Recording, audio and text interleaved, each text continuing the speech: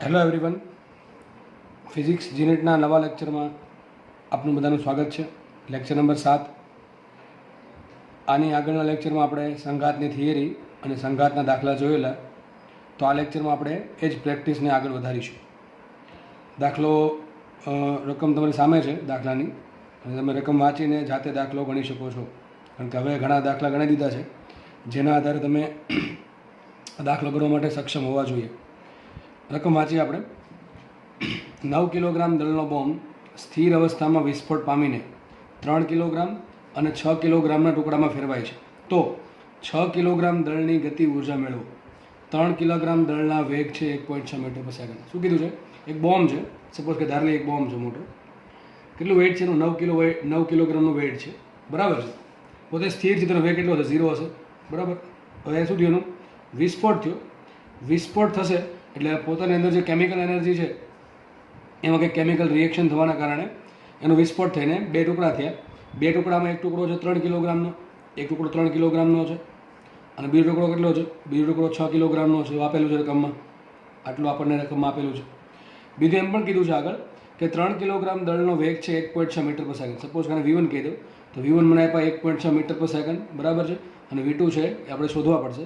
Question એવો છે કે આ જે 6 કિલોગ્રામનો ટુકડો છે એની ગતિ ઉર્જા કેટલી છે? તો 6 કિલોગ્રામની ગતિ ઉર્જા ક્યારે મળે? ગતિ ઉર્જા બરાબર શું થાય? હાફ mv² અથવા p²/2 એમ અથવા pv/2. ટૂંકમાં તમારે વેગની જરૂર પડશે. જો તમને આમાં વેગ મળી જાય તો તમને 6 કિલોગ્રામ દળની ગતિ ઉર્જા મળી જશે. તમારું નેક્સ્ટ ઇન્ટેન્શન એ છે કે V2 શોધવાના છે. હવે તમને ખબર છે કે બોમ્બની વાત આવે એટલે એક જ વસ્તુ કરવાની, વેગમાન સંરક્ષણ. તો સિમ્પલ છે, વેગમાન સંરક્ષણ યુઝ કરતાં શું કરશું આપણે? વેગમાન સંરક્ષણ પરથી ચલો શું લખાય? તંત્રનું પ્રારંભિક રેખીય વેગમાન બરાબર તંત્રનું અંતિમ રેખીય વેગમાન. પ્રારંભમાં તંત્રમાં કોણ છે? બોમ્બ. ચલો એનું વેગમાન શું છે? 9 ગુણ્યા વેગ કેટલો એનો? 0. તો બોમ્બનું વેગમાન 0 છે. અંતમાં કોણ છે? બે વસ્તુ છે. એક 3 કિલોગ્રામનો પદાર્થ છે, તો આવશું 3. એનો વેગ શું છે? ધારો કે V1 કહી દઉં, સદિશ V1. શું કહી દઉં? સદિશ V1. પ્લસ બીજો 6 કિલોગ્રામનો પદાર્થ છે, તો આપણે દળ લખશું 6. ધારો કે વેગ છે સદિશ V2. આટલી આપણને ખબર પડી ગઈ. હવે કામ થાય, આ 0 વાળું પદ તો આખું ઉડી જશે, તો આપણે આખું પદ આ બાજુ લાવીએ તો સાબિત એવું થશે 3 × V1 - 6 × સદિશ V2, બરાબર ને? હવે 3 ને છેદમાં જાવ તો સાબિત શું થયું? માટે સદિશ V2 બરાબર માઇનસ ટાઈમ્સ 3/6 સદિશ V1, એટલે શું થશે? -0.5 સદિશ V1. આપણે સાબિત કર્યું કે જે V2 જે છે, શું કર્યું આમાં? V2 ને કરતા બનાવ્યો હતો, -6 છેદમાં જશે, તો સદિશ V2 બરાબર -3/6 સદિશ V1, 3/6 થશે 0.5. તો આપણે સાબિત થયું કે જે બીજો ટુકડો છે 6 કિલોગ્રામનો, 6 કિલોગ્રામનું જે વજન છે એનો વેગ કેટલો હશે? -0.5 સદિશ V1. આ માઇનસ શું બતાવે છે? કે સદિશ V2 અને સદિશ V1 બંને વિરુદ્ધ દિશામાં છે. મૂલ્ય કેટલું હશે? તો લખાય મૂલ્ય આ પ્રમાણે કે V2 બરાબર કેટલા હશે? 0.5 V1. તો V2 હશે 0.5 V1. V1 તમને આપેલા છે. V1 શું છે? 3 કિલોગ્રામ દળનો વેગ કેટલો છે? 1.6. તો આપણને મળી જશે 0.5 એમ રાખીએ, અને V1 શું છે? 1.6. તો કેટલા આવશે V2? 0.8 મીટર પર સેકન્ડ. કેટલા આવશે V2? 0.8 મીટર પર સેકન્ડ, સોરી. તો V2 આપણને મળી ગયા 0.8 મીટર પર સેકન્ડ. મતલબ સાબિત શું થયું કે જે બીજો ટુકડો છે 6 કિલોગ્રામનો, 6 કિલોગ્રામના ટુકડાનો જે વિસ્ફોટ થયો છે 9 કિલોગ્રામનો, એમાંથી 6 કિલોગ્રામનો જે ટુકડો છે એનો વેગ 3 કિલોગ્રામ કરતાં અડધો હશે. એટલે કેટલો હશે એનો વેગ? 0.8 મીટર પર સેકન્ડ. આટલી આપણને ખબર પડી ગઈ છે, બરાબર. પણ રકમમાં શું માંગ્યું છે મને? રકમમાં એમ કીધું છે કે 6 કિલોગ્રામના દળની ગતિ ઉર્જા શોધવાની છે. ટૂંકમાં આપણે આ જે ટુકડો છે ને ગતિ ઉર્જા શોધી નાખીએ ફટાફટ. માટે ગતિ ઉર્જા શું આવશે? K બરાબર શું આવશે? Half mv². K બરાબર ½ × mv². ચલો હાફ એમનેમ રાખીએ. દળ કેટલું છે? 6 કિલોગ્રામ. ઇન્ટુ વેગ કેટલો આવ્યો? આપણને ખબર પડી ગઈ વેગ કેટલો આવ્યો? 0.8. 0.8 ને શું લખું છું? 8/10 લખું. શું લખું? 8/10 વર્ગ. ચલો કિંમત મૂકીએ તો આવશે 1/2 × 6. 8 નો વર્ગ થશે 64/100. માટે K બરાબર કેટલા આવશે? K બરાબર આવશે અહીંયા આવશે 6/2 અથવા 6 એમ રાખું છું. અહીં રાખીએ 32/100. હવે તમારે 32 × 6 કરો, 6 × 13 = 18 અને 6 × 2 = 12, એટલે 192 થશે ને? થશે 192/100. એટલે શું આવશે? 1.92 જૂલ. તો આપણને શું મળી ગયું કે ભાઈ અહીંયા વચ્ચે ગુણાકાર છે. આપણને એ મળી ગયું કે 6 કિલોગ્રામ દળની ગતિ ઉર્જા કેટલી હશે ગતિ ઉર્જા 1.92 જૂલ. દાખલો અહીં સોલ્વ થાય છે. નેક્સ્ટ દાખલા તરફ આપણે આગળ વધીએ. રકમ તમારી સામે છે અને તમે ધારો તો તમે જાતે દાખલો ગણી શકો છો. શું કીધું જુઓ, એમ દળનો ગતિમાન કણ 2m દળના સ્થિર કણ સાથે હેડ ઓન સ્થિતિસ્થાપક સંઘાત અનુભવે છે. ઓકે, પ્રથમ પદાર્થની ગતિ ઉર્જામાં કેટલો ટકા ઘટાડો થશે? સંઘાત બાદ પ્રથમ પદાર્થની ગતિ ઉર્જામાં કેટલા ટકા ઘટાડો થાય તમારે શોધવાનું છે. શું કહે છે જુઓ, એક એમ દળનો પદાર્થ છે. સપોઝ કે એક એમ દળનો પદાર્થ છે, ધારો કે એનો વેગ v છે, આકૃતિથી આપણે ધારી લઈએ v છે.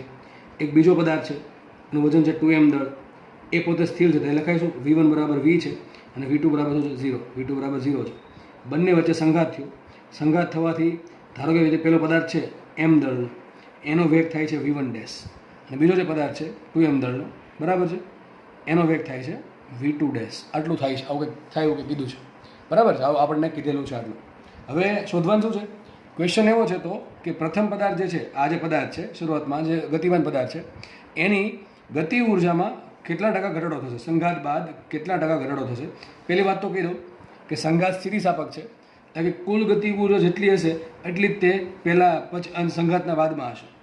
સંઘાતની પહેલાં જેટલી ગતિ ઉર્જા છે તંત્રની આખાની, એટલી જ ગતિ ઉર્જા સંઘાત બાદ આખા તંત્રની રહેશે.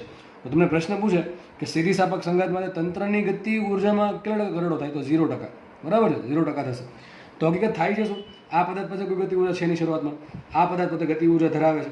હવે બંને વચ્ચે સ્થિતિસ્થાપક સંઘાત થશે એટલે આ પદાર્થ પોતાની અમુક ગતિ ઉર્જાનો ભાગ આ પદાર્થને આપી દેશે. ટૂંકમાં આ પદાર્થની ગતિ ઉર્જા કેટલી ઘટશે? જેટલી આને મળશે એટલી. માનો કે 100 જૂલ ઉર્જા છે અને પછી 0 જૂલ છે, સંઘાત થશે એટલે માનો કે 100 જૂલમાંથી આ 40 જૂલ આપી દે તો આને કેટલી વધે? 60 જૂલ. તો 60 જૂલ અહીંયા હશે, 40 જૂલ અહીંયા હશે, બરાબર? એ પ્રમાણે કહી શકો. સંઘાત દરમિયાન કોઈ પણ પ્રકારની ઉર્જાનો વ્યય થશે નહીં. તો મારે શોધવાનું છે કે આ પદાર્થની ગતિ ઉર્જા કેટલી વધશે. તો તમારે બે રીત છે કે પહેલાંની પ્રારંભિક ગતિ ઉર્જા શોધી નાખો, પહેલા પદાર્થની પ્રારંભિક ગતિ ઉર્જા શોધી નાખો, અને બીજા પહેલા પદાર્થની અંતિમ ગતિ ઉર્જા શોધી નાખો. બંનેની બાદબાકી કરો, તમને શું મળી જશે? ગતિ ઉર્જામાં કેટલા ટકા ઘટાડો થાય છે. અથવા આ પદાર્થની ગતિ ઉર્જા કેટલી ઘટશે? જેટલી આને મળશે એટલે. તો તમે એક સિમ્પલ રીત છે કે બીજા પદાર્થને જેટલી ગતિ ઉર્જા મળે છે એ તમે શોધી નાખો તો શું તમને આપશે? પહેલા પદાર્થની ગતિ ઉર્જામાં થતો ડાયરેક્ટલી ઘટાડો. તો તમારે પહેલામાંથી બીજું બાદ નહીં કરવું પડે. જો તમે પહેલા પદાર્થની ગતિ ઉર્જા શોધો છો તો પહેલાં કેટલી હતી એની પાસે, હવે માઇનસમાં કેટલી છે, બંનેનું માઇનસ કરશો તો શું મળશે? કેટલી એને ઘટાડી. અથવા આના વડે કેટલી ઘટશે? તો કે ભાઈ બીજા પદાર્થને મળે છે એટલી ગતિ ઉર્જા. તો પહેલા પદાર્થની ગતિ ઉર્જામાં થતો ઘટાડો બરાબર બીજા પદાર્થને મળતી ગતિ ઉર્જા. આવું ક્યારે થાય? સ્થિતિસ્થાપક સંઘાત હોય તો જ, બાકીનામાં સાચું નથી. આપણે કામ કરીએ, ચલો આપણે જનરલ રીત પ્રમાણે જઈએ કે પહેલા પદાર્થની પહેલાં ગતિ ઉર્જા કેટલી હતી અને હવે એની પાસે કેટલી ગતિ ઉર્જા છે. ચલો સંઘાત કેવો છે? સ્થિતિસ્થાપક સંઘાત. ચલો આપણે એક કામ કરીએ, પહેલા પદાર્થની શરૂઆતની ગતિ ઉર્જા શોધું તો કે આઈ શોધું છું પહેલા પદાર્થ માટે. કોના માટે? ખાલી પહેલા પદાર્થ માટે. ચલો પહેલા પદાર્થનું સૂત્ર શું આવશે? ગતિ ઉર્જાનું હાફ એમ, વે કેટલો છે? v. તો હાફ એમ v² પહેલાં એની ઉર્જા હતી. હવે કે એફ શોધવું છે. શું શોધવું છે? કે એફ. કે એફ એટલે શું થાય? પહેલા પદાર્થની અંતિમ ગતિ ઉર્જા. ચલો કેટલી આવશે? હાફ ઇન્ટુ એમ ઇન્ટુનો વે કેટલો છે? પહેલા પદાર્થનો વે કેટલો છે? v1 dash. તો શું આવશે અહીંયા? v1 ડેશનો વર્ગ. હવે મારે v1 ડેશ મળે તો જ મને આ બેની બાદબાકી મળશે. તો v1 ડેશ મળે કે ના મળે? હા, સૂત્ર છે આપણી પાસે. સ્થિતિસ્થાપક સંઘાત થાય. કયું સંઘાત થાય છે? હેડ ઓન સંઘાત થાય છે. જ્યારે હેડ ઓન એટલે કે વન ડાયમેન્શન સંઘાત. વન ડાયમેન્શન સંઘાત થાય તો સૂત્ર આપણને ખબર છે. v1 ડેશ બરાબર સૂત્ર શું આવશે? m1 માઇનસ em2, પણ e બરાબર 1 મૂકો એટલે સ્થિતિસ્થાપક સંઘાત છે. એટલે સૂત્ર શું આવશે? m1 minus m2 into v1 છેદમાં m1 plus m2 plus 1 plus ઇમાં e મૂકો 1 એટલે શું થશે? 2 m2 v2 છેદમાં m1 પ્લસ m2. સૂત્ર આગળ ભણાવેલું છે, બરાબર? તો આ પ્રમાણે આપણને v1 ડેશ મળી જશે. હવે શું કરીએ જુઓ, હવે આપણને આમાં v1 બરાબર v આપ્યા છે, v2 કેટલા છે? 0. કેટલા છે v2? 0. એટલે પહેલો પદાર્થ, બીજો જે પદાર્થ છે એ શરૂઆતમાં સ્થિર છે એટલે v2 0 છે. તો v2 જો 0 મૂકું તો આખો પદ ઉડી જશે. ટૂંકમાં આ પદ લખવાની જરૂર છે નહીં, કારણ કે v2 0 છે એટલે આખું પદ 0 થઈ જશે. તો વધશે શું? v1 dash is equal to m1 શું આવશે? m1 આવશે m માઇનસ m2 શું આવશે? 2m ઇન્ટુ v1 આવશે v1 છે v અને છેદમાં આવશે m પ્લસ 2m. બરાબર? સભી શું થયું? v1 dash is equal two m minus 2m શું આવશે? માઇનસ m v છેદમાં 3m. કેટલો આવશે? Minus v/3. v1 ડેશ બરાબર શું આવશે? v1 ડેશ બરાબર શું આવશે? Minus v/3. આ માઇનસ શું બતાવે છે કે ભાઈ સદિશ v અને સદિશ v1 ડેશ બંને વિરુદ્ધ દિશામાં છે. મારે મૂલ્યનું કામ છે તો મૂલ્ય કેટલું લખાય? v1 બરાબર v/3. શું લખાય? v1 બરાબર v/3. v1 બરાબર લખાશે v/3. આપણે કામ કરીએ, v1 ની કિંમત મૂકી દીધો, આપણને પહેલા પદાર્થની અંતિમ ગતિ ઊર્જા મળી જાય. તો k બરાબર શું આવશે? k બરાબર હાફ ઇન્ટુ દળ m ઇન્ટુ v1 નો શું થાય? v²/9. શું થશે? v²/9. તો સાબિત શું થયું? એની પાસે ગતિ ઊર્જા કેટલી છે પ્રારંભમાં? હાફ mv² ગતિ ઊર્જા હતી. હવે કેટલી વધી એની પાસે? kf કેટલી આવશે? હાફ mv² નો કેટલામો ભાગ? 9મો ભાગ. સમજ પડે કે નથી પડતી? તો આટલી ગતિ ઊર્જા વધી છે. મારે શોધવાનું શું છે કે પેલો પદાર્થ જે છે એ કેટલી ગતિ ઊર્જા ઘટાડે છે, એની ગતિ ઊર્જામાં કેટલો ઘટાડો થાય છે. ટૂંકમાં શું કરવું પડશે? પ્રારંભમાં કેટલી છે માઇનસ અંતમાં કેટલી છે, એ બેનો બાદબાકી કરીશું. તો શું કરીશ? તો તમને શું મળશે? તો મને મળશે બંને જે પહેલા પદાર્થ જે છે એની ગતિ ઊર્જામાં કેટલો ઘટાડો થયો. આપણે કામ કરીએ, ડેલ્ટા કે શોધીએ. માટે ડેલ્ટા કે બરાબર શું આવશે? ડેલ્ટા કે શું બતાવે? ડેલ્ટા કે બતાવે પહેલા પદાર્થની ગતિ ઊર્જાનો ઘટાડો. તો શું આવશે અહીંયા? પહેલાં ગતિ ઊર્જા KI માઇનસ હવે છે એની પાસે KF. તો કેટલી આવશે KI? KI આપણી પાસે છે 1/2 mv² માઇનસ KF કેટલું છે? 1/2 mv² નો 9મો ભાગ. સમજો, ડાયરેક્ટ ખબર પડી જવી જોઈએ. ડેલ્ટા કે બરાબર આ હાફ mv² ઊર્જા હતી, એમાંથી કેટલી બાદ થાય છે? હાફ mv² નો 9મો ભાગ. એક વસ્તુ આખી છે, એમાંથી એનો 9મો ભાગ બાદ કરું તો કેટલા ભાગ વધે? કોઈ પણ વસ્તુનો 8મો ભાગ વધે. શું આન્સર આવશે આનો? 8/9 ઇન્ટુ હાફ mv². સમજ પડે કે ના પડે? અથવા તમને ન ફાવે તો તમે લસાઅ કરી શકો છો. શું આન્સર આવશે? મેં કીધું એ પ્રમાણે આખો ભાગ છે એ આખા ભાગમાંથી આપણે 9મો ભાગ બાદ કરી નાખે તો હજી 8મો ભાગ વધે. તો શું આવશે? 8/9 ઇન્ટુ હાફ mv². ડેલ્ટા કે મળ્યું. હવે મેં તમને કીધું હતું ટકામાં માંગ્યું શું કરવાનું છે? શરૂઆતમાં છે ને 100% કહી દેવાનું. શરૂઆતમાં ગતિ ઊર્જા કેટલી હતી? Half mv². કેટલી હતી? Half mv². કામ કરવાનું તમારે કે ભાઈ શરૂઆતમાં કેટલી છે? Half mv². તો હાફ mv² ઊર્જા જો 100% હોય, બરાબર, હાફ mv² ઊર્જા એ 100% હોય તો 8/9 ઇન્ટુ હાફ mv² ઊર્જા એ કેટલા ટકા હતા? તો શું કરશો તમે? હાફ mv² ઇન્ટુ 8/9 ઇન્ટુ 100% છેદમાં હાફ mv². તો આવશે આ રીતે 8/9 ઇન્ટુ હાફ mv² ઇન્ટુ 100% છેદમાં શું આવશે? Half mv². ટૂંકમાં ઉડી જશે. શું વધશે? માટે ડેલ્ટા કેમાં પ્રતિશત કેટલો ફેરફાર થાય? તો આવશે 8/9 ગુણ્યા 100%. એટલે કેટલો આવશે? 800/9. 800/9%. આ તમારે સોલ્વ કરશો એટલે તમારે ટકામાં આન્સર આવી જશે. કેટલો આવશે? ચલો, ડેલ્ટા કે ઇઝ ઇક્વલ ટુ 800/9. તો અહીંયા 8 એની ઉપર 81 હોત તો સીધું 90% આવી જાય. તો થોડોક એનાથી ઓછો આવશે. તો જોઈ શકીએ આપણે 8 9 8 72, 8 9 72, બરાબર છે. વધશે કેટલા? 20 અરે 8 અને પાછા 80 આવશે. 80 આવશે એટલે પાછું 8 8 9 72 પાછા એટલા જ આવશે. ટૂંકમાં 88.88%. ડેલ્ટા કે આવશે 88.88%. વિચારો, આટલી ગતિ ઊર્જા ઘટી ગઈ, આટલો ઘટાડો થાય ભાઈ. ફરીથી કહી દો, કઈ રીતે થયું? પહેલાં ગતિ ઊર્જા કેટલી હતી? હાફ mv² હતી. આટલી ગતિ ઊર્જા પહેલાં હતી, બરાબર છે. હવે કેટલી વધી એની પાસે? તો કે જેટલી છે એનો 9મો ભાગ. તો ગુમાવે કેટલી? આટલી હતી, એનો 9મો ભાગ વધે છે તો ગુમાવશે કેટલી? 8/9 હાફ mv², બરાબર છે. તો આટલી ગતિ ઊર્જા પહેલાં કેટલી હતી? 100% હતી. હવે કેટલી ગુમાવી દીધી એમાંથી? 88.88% પોતે ગુમાવી દીધી છે. તો આ ક્યાં ગઈ હશે?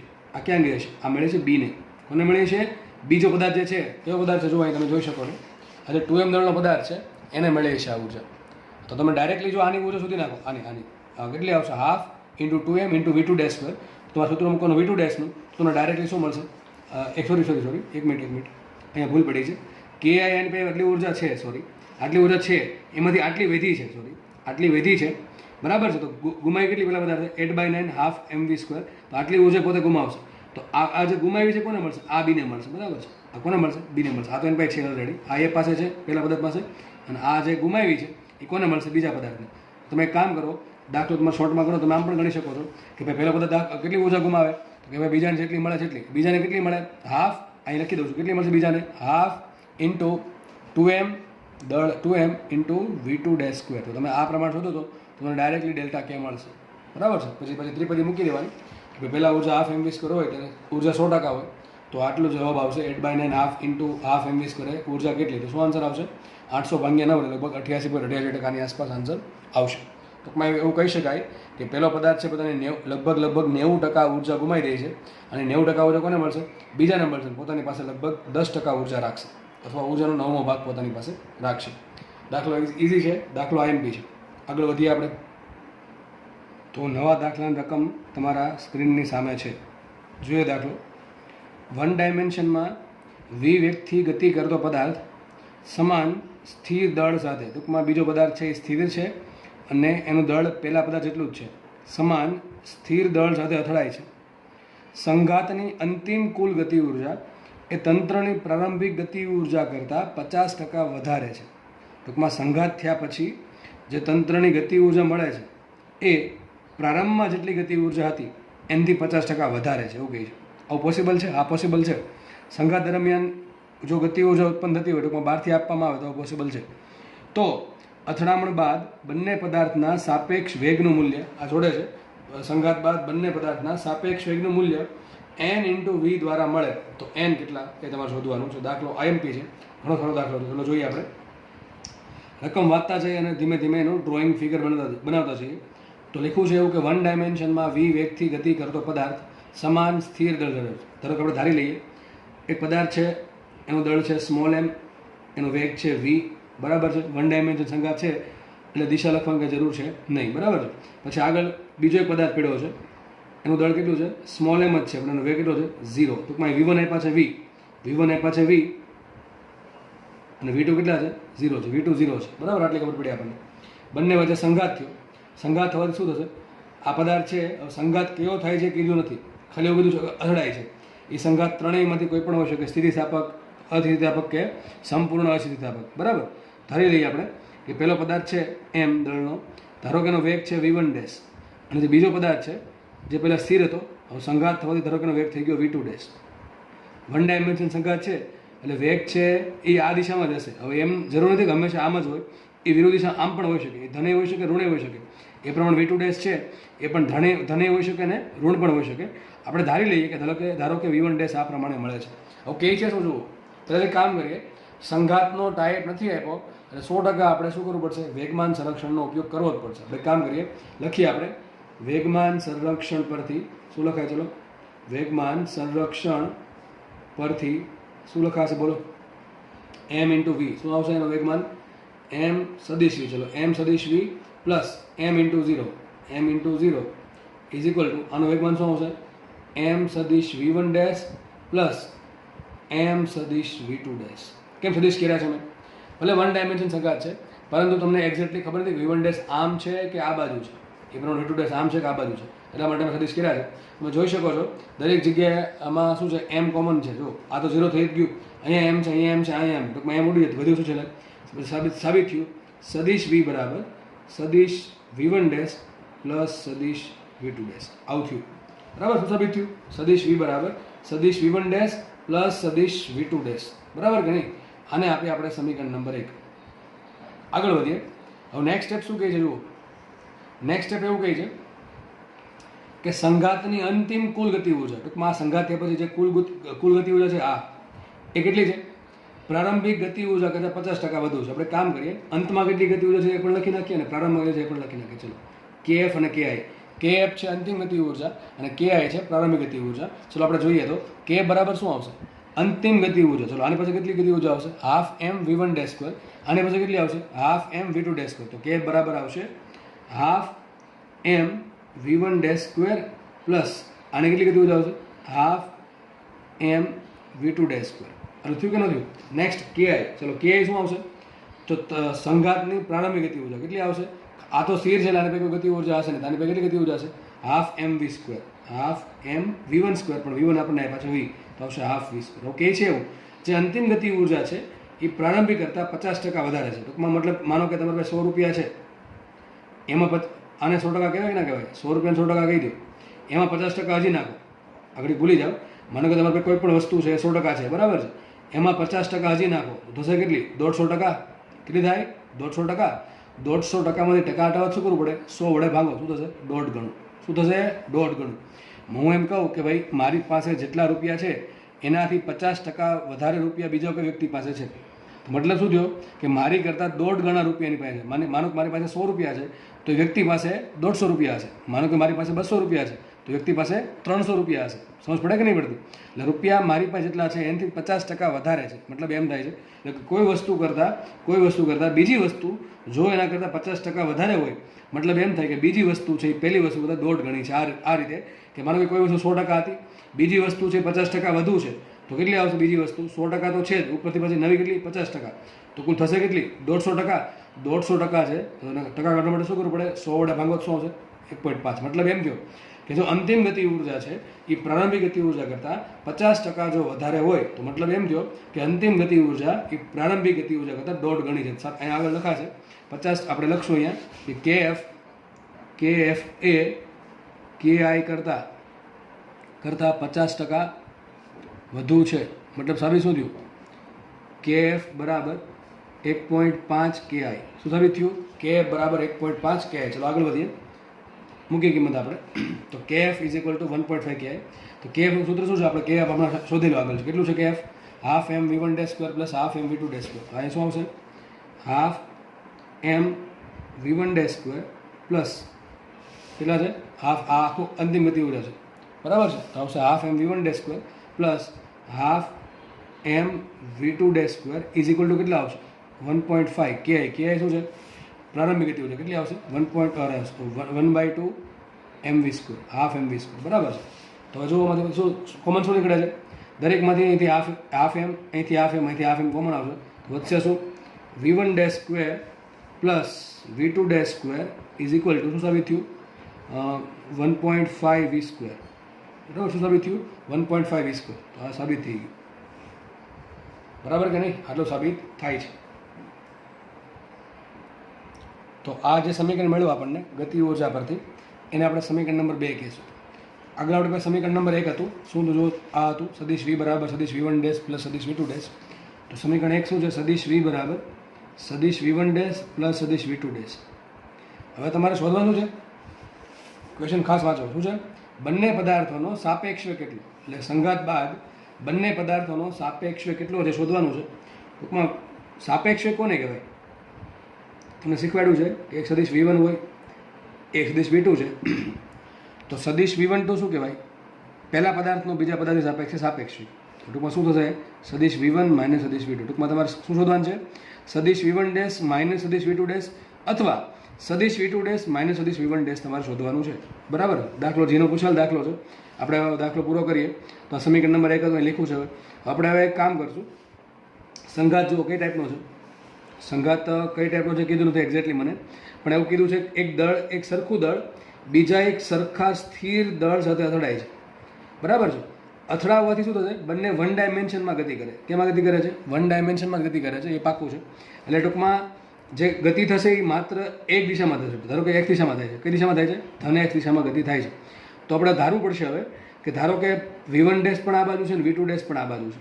જો હજી કહી દો, જો એ બહુ મોટો પદાર્થ હોય, આપણે એવું શીખવાડેલું છે તમને કે બહુ મોટો પદાર્થ હોય અને મોટા પદાર્થની સાથે જ્યારે નાનો પદાર્થ અથડાય ત્યારે નાનો પદાર્થ છે એ અથડાઈને પોતાની ગતિની વિરુદ્ધ દિશામાં ગતિ કરશે, બરાબર છે? ટૂંકમાં હકીકત શું થાય?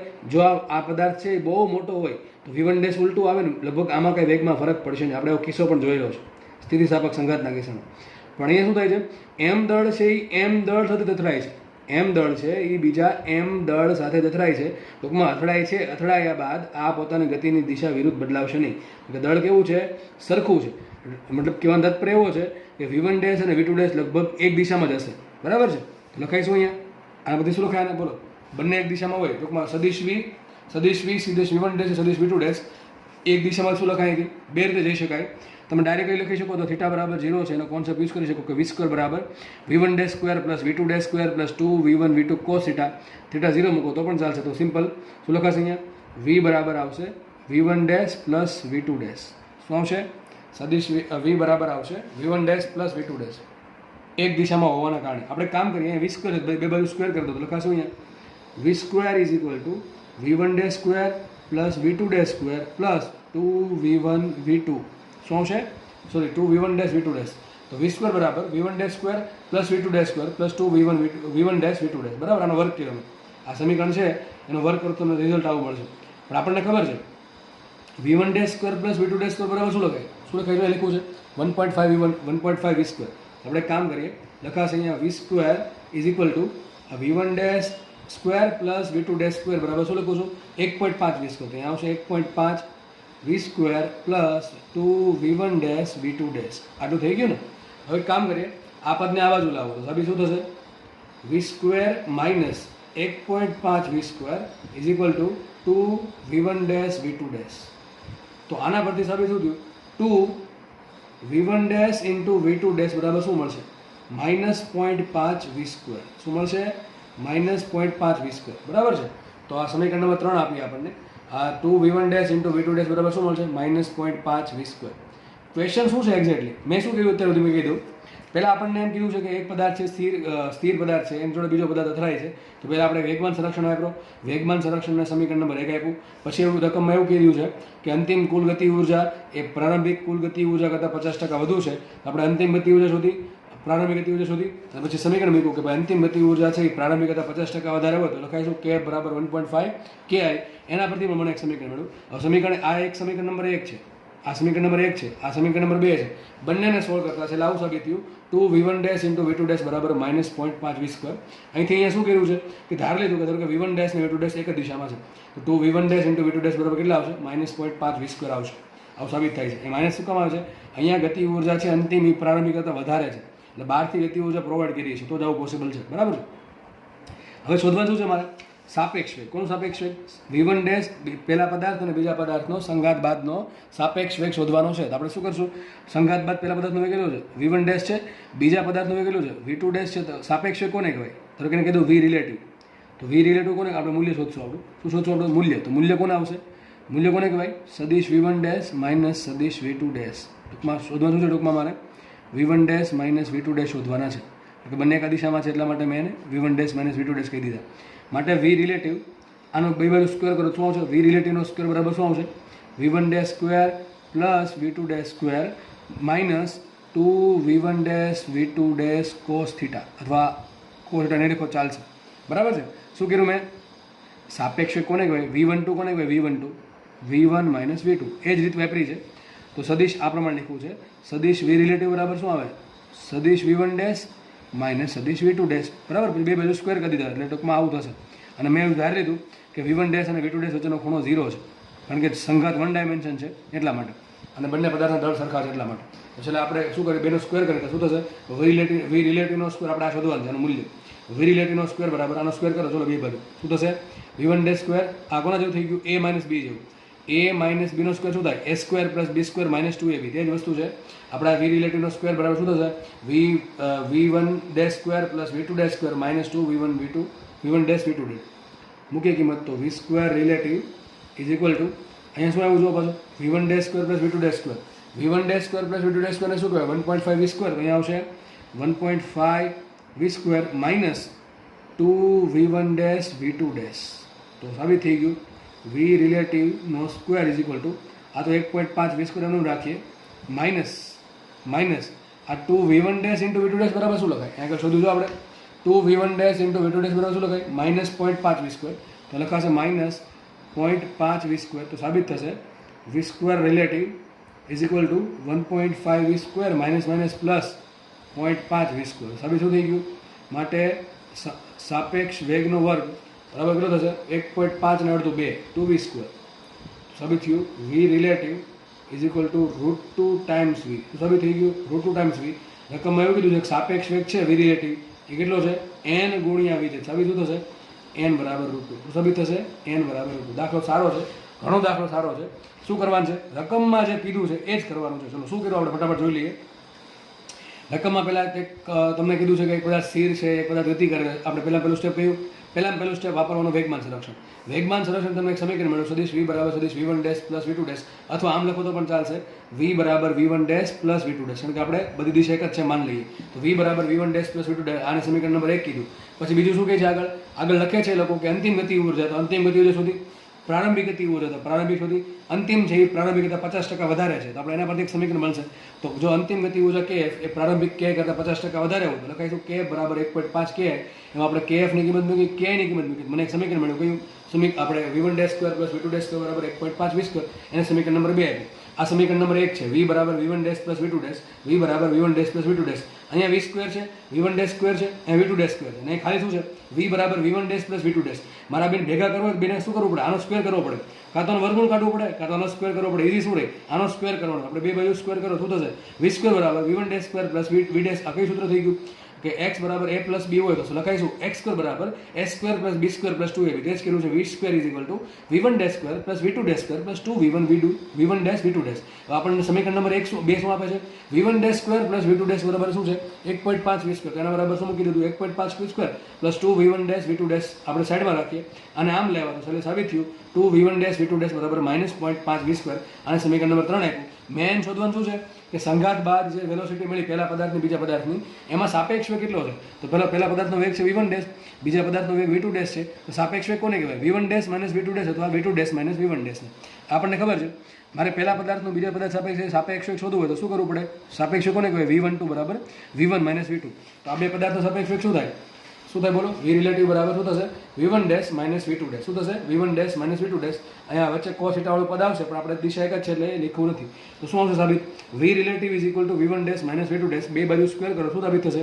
v રિલેટિવનો વર્ગ. આ રિલેટિવ એટલે સાપેક્ષ, ઇંગ્લિશમાં સાપેક્ષ રિલેટિવ કહેવાય. તો v રિલેટિવનો square is equal to v1 dash square plus v2 dash square minus 2 v1 dash v2 dash. તમારી પાસે આ શોધવાનું છે. તમને આ કિંમત આપેલી છે કેટલી? 1.5 v સ્ક્વેર. અને હમણાં આપણે આ 2v1 ડેશ v2 ડેશ બરાબર શું સાબિત કર્યું? -0.5 v સ્ક્વેર. બંને કિંમત મૂકશો તો માઇનસ માઇનસ પ્લસ થઈને શું આવશે? v રિલેટિવનો વર્ગ બરાબર 2v સ્ક્વેર. તો v રિલેટિવનો બે બાજુ વર્ગ બગડો શું થશે? √2 ટાઈમ્સ v. તો સાબિત શું થયું? n બરાબર √2. ટૂંકમાં આ જે બે પદાર્થો ગતિ કરે છે બરાબર, એના સાપેક્ષ વેગનું મૂલ્ય કેટલું હશે? √2 ગુણ્યા v છે. કેટલું હશે? √2 ગુણ્યા v. આપણે મૂલ્ય શોધવાનું છે. દાખલો એ બહુ સારો હતો. દાખલો અહીંયા પૂરો થાય છે. નેક્સ્ટ દાખલા તરફ આપણે પ્રયાણ કરીશું.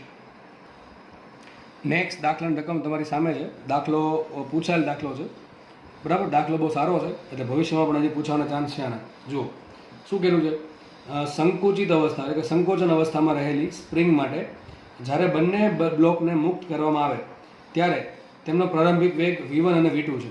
આ બ્લોક સ્થિર થાય એ પહેલાં x1 અને x2 અંતર કાપે તો x1 ભાંગે x2 કેટલા શોધવાનું છે. જો શું કહે છે એ તમને સાઈડમાં સમજાવું.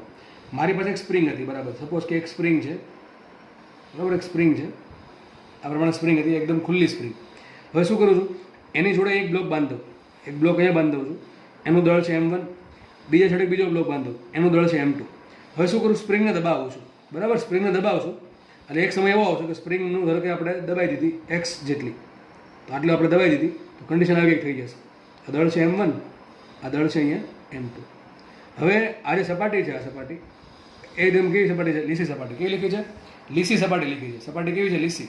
સપાટી લીસી છે, તેના પર કોઈ બહારથી ઘર્ષણ બળ લાગશે નહીં. તો જે પણ હવે આપણા માટે તંત્ર આ છે. તંત્ર કયું છે? આ. તંત્રમાં જે પ્રોસેસ થશે એ કોના વડે થાય? આંતરિક બળો વડે. તો આના પર કોઈ બાહ્ય બળ લાગશે નહીં. જો સપાટી ઘર્ષણવાળી હોય 100% આના પર ઘર્ષણ બળના કારણે બાહ્ય બળ લાગશે બરાબર છે. તો અહીંયા આંતરિક બળ જ ઉત્પન્ન થશે, કોઈ બાહ્ય બળ ઉત્પન્ન થશે નહીં. એટલા માટે આપણે અહીંયા વેગમાન સંરક્ષણ યુઝ કરી શકશું. હવે લોકો શું કહે છે કે સ્પ્રિંગ પહેલાં ખુલ્લી હતી, બે છેડે દળ બાંધી દીધા. દળને જો દબાવવામાં આવે આ પ્રમાણે, દળને સ્પ્રિંગ છે ને બે છેડથી પ્રેશર આપવામાં આવે તો ધારો કે આપણે આને આટલી દબાવી, સ્પ્રિંગને આ પ્રમાણે દબાવી દીધી એટલે આ બે દળ આવી જશે, આ બાજુ આવી જશે બરાબર છે. હજી આપણે દબાઈને જ રાખી છે. વિચારો જો આ બંનેને મુક્ત કરવામાં આવે, મેં પહેલાં સ્પ્રિંગ ખુલ્લી હતી અને બે છેડે દબાવી દીધી બરાબર, તો આવી કન્ડિશન થઈ જશે. સ્પ્રિંગ હજી દબાવેલી જ છે. વિચારો જો આને મુક્ત કરું શું થાય? જો આને મુક્ત કરીશ તો સ્પ્રિંગ શું કરે? ખુલવાનું ટ્રાય કરે, વિસ્તરણ પામવાની પોતાની મૂળ અવસ્થામાં ટ્રાય કરે. એમાં સ્પ્રિંગ છે એ આ અવસ્થામાં ટ્રાય કરશે. એટલે શું થશે? અત્યારે આ આખા તંત્રનો વેગ કેટલો છે? અત્યારે જ્યારે તમે સ્પ્રિંગ દબાવેલી છે, પકડી રાખેલી છે, ત્યારે તંત્રનો સમગ્ર તંત્રનો વેગ શું છે? 0. આનો વેગ કેટલો? પ્રારંભિક વેગ. તો પ્રારંભિક વેગ, ચલો પ્રારંભિક વેગ લખીએ. આદળનો વેગ કેટલો? 0. આદળનો વેગ કેટલો? 0 બરાબર. શરૂઆતમાં જે આપણે પકડેલી છે, જેવી હું સ્પ્રિંગને મુક્ત કરીશ એટલે શું થશે? આદળ ક્યાં જવાનું ટ્રાય કરે? આમ જાય કે આમ જાય? અરે ભાઈ આમ જશે ને બરાબર. સ્પ્રિંગ પહેલાં આ રીતની હતી એટલે સ્પ્રિંગ શું ટ્રાય કરશે? પોતાની મૂળ અવસ્થામાં આવવાની. તો આ દળ છે એ પોતે આમ જાય છે. સપોઝ તેનો વેગ છે v1. કેટલો વેગ છે? v1. અને આ દળ છે આ બાજુ જાય છે, તેનો વેગ છે v2. લખેલું છે અહીંયા કે જ્યારે જો શું લખ્યું છે? સંકુચિત અવસ્થામાં રહેલી સ્પ્રિંગ માટે જ્યારે બંને બ્લોકને મુક્ત કરવામાં આવે, અત્યારે સ્પ્રિંગ દબાવેલી છે, બ્લોક દબાવેલા છે, જો એને મુક્ત કરવામાં આવે ત્યારે તેમનો પ્રારંભિક વેગ એટલે કોનો બ્લોકનો પ્રારંભિક વેગ એકનો છે v1 અને એકનો છે v2. ઓકે, તો આનો વેગ પ્રારંભિક વેગ છે v1, પ્રારંભિક વેગ અને આનો પ્રારંભિક વેગ છે v2 બરાબર છે. શરૂઆત આ ક્યારનો લખ્યો છે? દબાવેલી અવસ્થામાં. હવે જ્યારે મુક્ત કરીશ તો કેટલો વેગ હશે? આનો વેગ હશે v1, આનો વેગ હશે v2. હવે જેમ આગળ વધશે એમ સ્પ્રિંગ ધીમે ધીમે ખુલતી જશે બરાબર. અને જ્યારે સ્પ્રિંગ એકદમ મેક્સિમમ ખુલી જશે એક્ઝેક્ટલી તો ડાયરેક્ટ ખુલીને આમ સીધી નહીં થઈ જાય, થોડાક દોલન થશે. આપણે છેલ્લે એકદમ છેલ્લી અવસ્થા વિચારે કેવી થશે, છેલ્લે આવું થઈ જશે. છેલ્લી કન્ડિશન આ હશે કે સ્પ્રિંગ પોતાની અમુક સમય દોલન કરીને, બંને બધા બે સાઈડ દોલન કરીને સ્પ્રિંગ પોતાની મૂળ અવસ્થામાં આવી જશે, ત્યારે પાછો બંને પદાર્થનો વેગ કેટલો થઈ જશે, 0. તો દાખલા સ્વરૂપ તમને રકમ તો તમને સમજાઈ ગઈ હશે.